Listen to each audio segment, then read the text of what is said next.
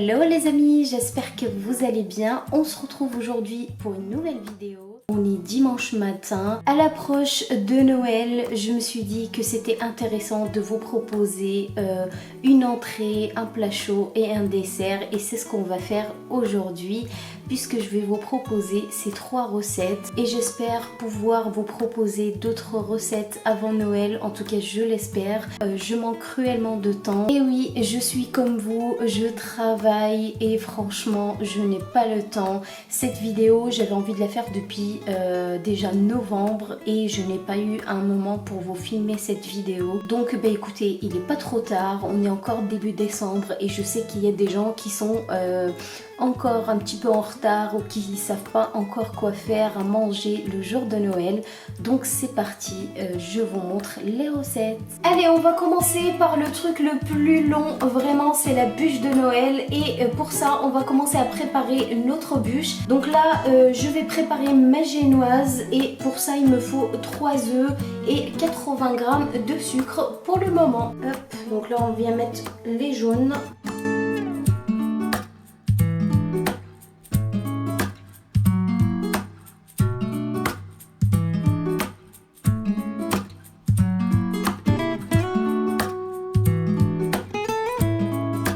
Allez, c'est parti, on va venir battre nos jaunes d'œufs avec les 80 g de sucre.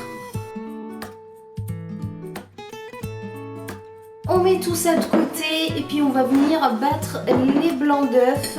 Et là, au début, on va mettre un petit peu.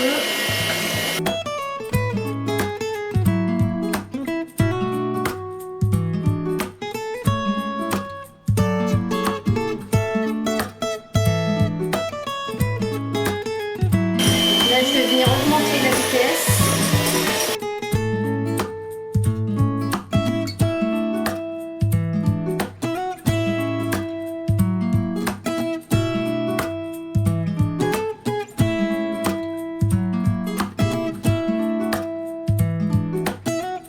Et on mélange vraiment délicatement.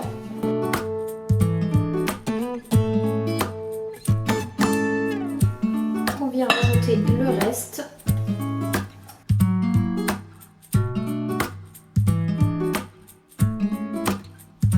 Et on vient maintenant tout simplement rajouter 55 g de farine.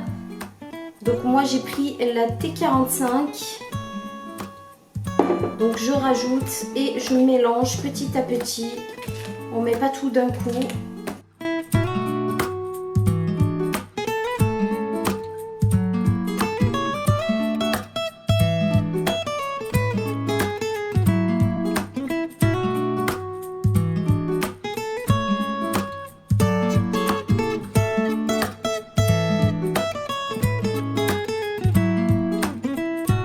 C'est vraiment très agréable à faire et on rajoute le reste.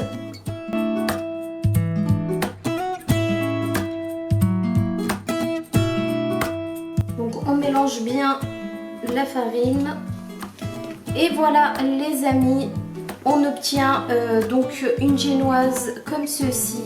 Regardez-moi ça.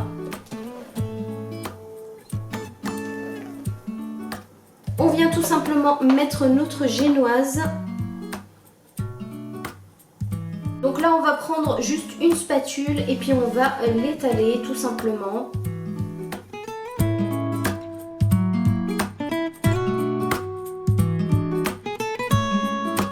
Notre petit biscuit il est déjà prêt. Ce que je vais faire, c'est que je vais le mettre dans un torchon, je vais l'enrouler et puis on viendra le décorer juste après. Allez, c'est parti, donc on va venir préparer notre crème et pour ça j'aurai besoin de 250 g de mascarpone et 20 centilitres de crème.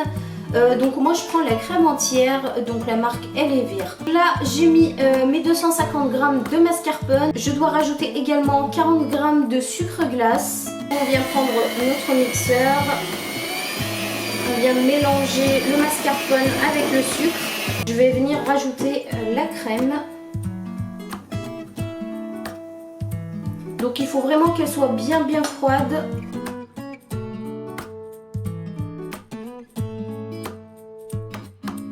J'ai J'ai trouvé ça à Intermarché, donc c'est une pâte à tartiner aux cookies et comme j'adore les cookies, donc j'ai décidé de mettre 2 bonnes cuillères dedans. Je sais pas du tout le dosage, donc je vais essayer avec 2 bonnes cuillères et puis on verra, je vais goûter au fur et à mesure pour voir combien j'en ai mis à peu près. Donc j'espère qu'elle est bonne. Regardez à quoi elle ressemble, elle a l'air d'être vraiment super bonne. Donc là je vais venir rajouter 2 cuillères.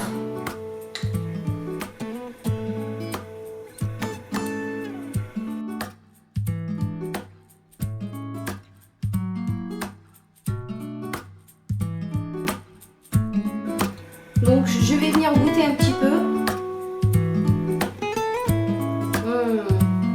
C'est vraiment super bon. Je m'arrête vraiment à 2 cuillères, je trouve que c'est parfait, c'est assez sucré. Et on va réserver tout ça au frais. C'est parti, on va s'attaquer à l'entrée les amis. Donc pour ça j'ai décidé de faire un crumble au saumon et à l'avocat. Donc là j'ai préparé 170 g de farine. Il nous faut également 120 g de beurre un peu ramolli quand même. Et il nous faut également donc 180 g de parmesan. Alors moi je l'ai pris comme ça et je vais venir le râper tout simplement. Je commence par râper donc mon parmesan. Ça va prendre du temps mais j'ai que ça pour râper, donc on fait avec.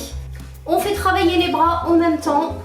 Bon, maintenant que j'ai râpé mon parmesan, il m'a pris vraiment beaucoup de temps à faire. Franchement, si vous avez autre chose pour râper, c'est quand même mieux. Je vais venir rajouter mon beurre. J'espère qu'il a ramolli parce que je l'ai laissé un petit moment quand même. Donc voilà, on va rajouter le beurre. Et on va venir travailler tout ça à la main, n'est-ce pas? Ça sent vraiment trop bon, franchement. J'ai pas encore commencé, mais je sens l'odeur du parmesan.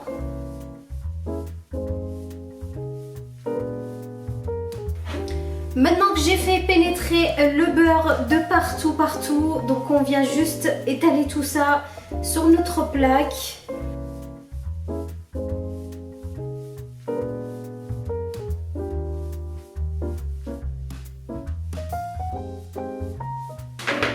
Et on va venir enfourner tout ça pendant à peu près 3 à 5 minutes. J'aurai besoin ici d'un peu de jus de citron. Donc je vais couper un citron en deux et je vais récupérer juste le jus. Je pense qu'un demi-citron ça suffit largement. Voilà, là j'ai pas mal de jus. Pour la chantilly, donc j'aurai besoin du fromage Philadelphia comme ceci. Donc moi je vais utiliser vraiment toute la boîte, il y a 150 g. Et à ça on va rajouter également 20 centilitres de crème. Je vais rajouter ici donc mes 20 centilitres de crème. Il faut qu'elle soit vraiment bien froide.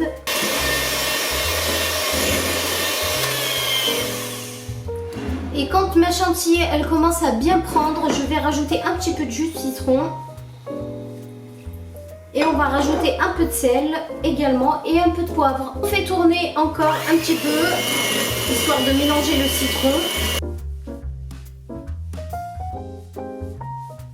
Et là, vraiment, notre chantilly, elle est prête. Elle se tient toute seule. Elle est juste magnifique. En attendant le crumble, je viens ici découper un avocat. Donc l'avocat, il faut qu'il soit quand même bien mûr. Voilà, comme ceci. Alors, je viens enlever mon avocat à l'aide d'une cuillère et je viens tout simplement le découper. Je vais venir vraiment le découper en petits morceaux. Et ici, ensuite, découper mon saumon également en petits morceaux. Alors moi, j'ai pris la marque La Berry parce que j'adore cette marque et je ne suis jamais déçue de leur saumon. Sinon, je prends aussi, je crois, la marque de chez Grand Frais, mais en tout cas voilà, j'aime beaucoup cette marque, donc voilà, on se fait plaisir, c'est Noël, donc on se fait un petit peu plaisir, mais on fait attention à son budget également. Donc là je viens découper vraiment des petits morceaux,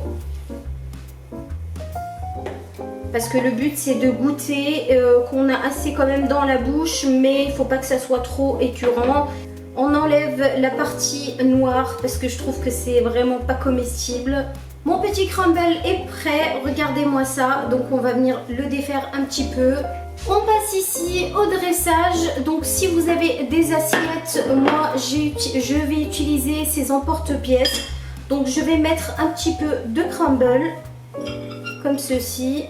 Je viens tasser un tout petit peu pour garder la forme ronde. Je viens mettre donc ma chantilly un petit peu que j'ai mis dans une poche à douille. Donc je vais venir mettre ma chantilly comme ceci. Tout autour. Et je remplis également le centre. Donc on est bien généreux. Je mets quelques petits dés de saumon.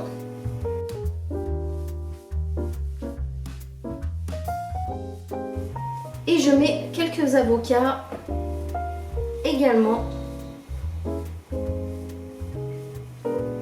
Vous pouvez également rajouter une couche de chantilly, mais moi pour l'instant je m'arrête ici. Donc je trouve ça assez joli comme ça. Donc là on vient juste tout simplement décoller le tout. Regardez ce que ça donne. Donc là on va venir décorer un petit peu avec du citron, si vous avez de l'aneth également. Donc là j'alterne un citron vert avec un citron jaune. Je vous montre également la deuxième version dans les verrines comme ceci.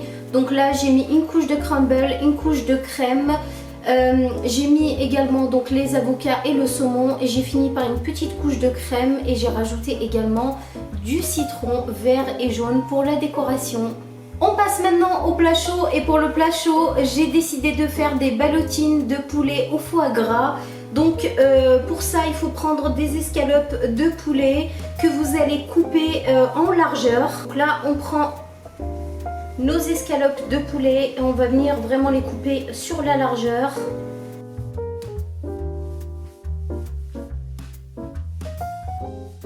Voilà comme ceci, on va juste venir enlever le nerf parce que ça c'est pas très bon à manger. Alors si vous entendez du bruit, c'est normal, c'est ma machine puisqu'on est dimanche et le dimanche je fais tourner des machines pour le lundi.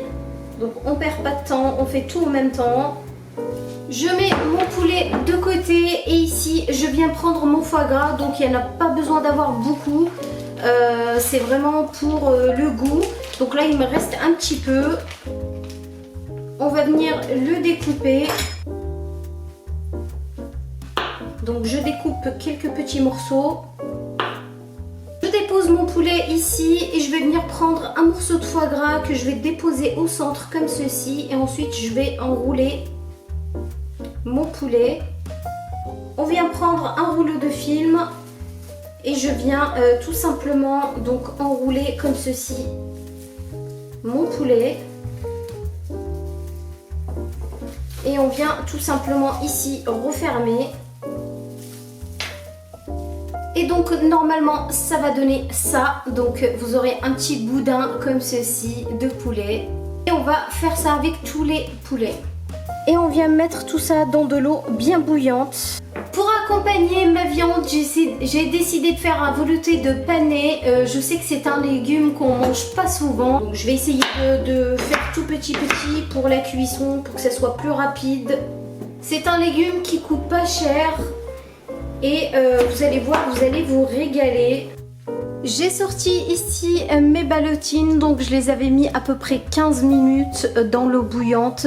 Je vais les laisser refroidir et ensuite on va les découper juste après.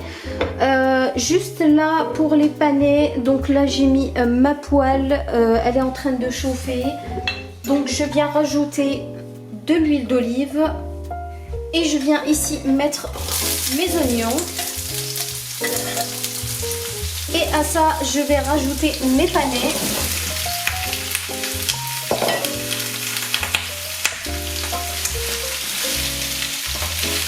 Donc là, j'ai mis 2 oignons que j'ai coupés vraiment grossièrement.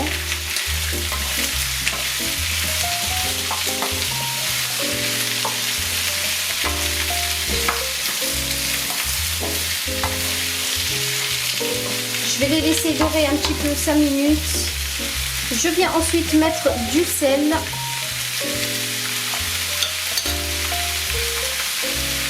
Un peu de poivre. Et là je viens rajouter la crème liquide, donc il y a à peu près la moitié. Et je vais laisser mes panais cuire tranquillement. Pendant que mes panais ils sont en train de cuire tranquillement, donc moi je vais venir préparer ma bûche. Je viens prendre ici ma crème qu'on a préparée tout à l'heure ensemble. Donc je vais venir prendre que la moitié, que je vais venir étaler de partout.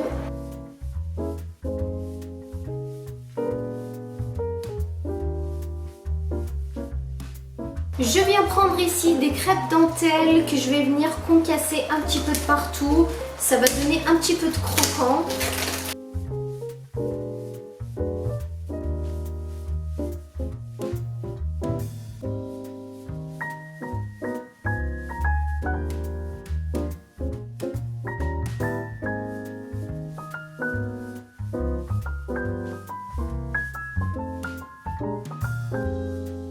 Avec le reste de la crème, les amis, on vient décorer donc notre bûche. Voilà, on en met généreusement de partout.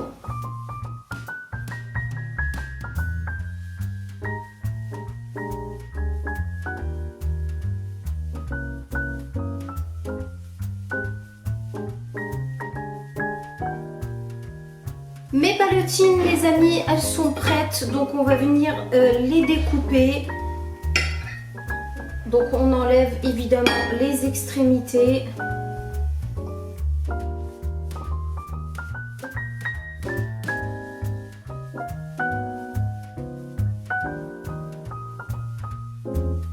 J'ai également mixé le velouté de panais. Et ici j'ai également fait une sauce aux champignons avec les persillades qu'on va venir rajouter ici sur notre viande. Et voilà les amis, donc là on a préparé une entrée, on a préparé également un plat chaud et on a également préparé notre belle bûche. Donc là je l'ai décorée comme ça, vous faites comme vous voulez au niveau de la décoration évidemment. J'espère en tout cas les amis que cette journée passée avec moi à faire la cuisine vous a plu. En tout cas je vous ai donné quelques petites astuces, voilà, avec un budget quand même assez raisonnable. J'espère en tout cas que je vais pouvoir vous poster d'autres vidéos. En tout cas j'ai vraiment pris un plaisir à faire cette vidéo. N'hésitez pas à liker, à partager. Je vous fais plein de petits bisous et je vous dis à très bientôt dans une prochaine vidéo. Bye!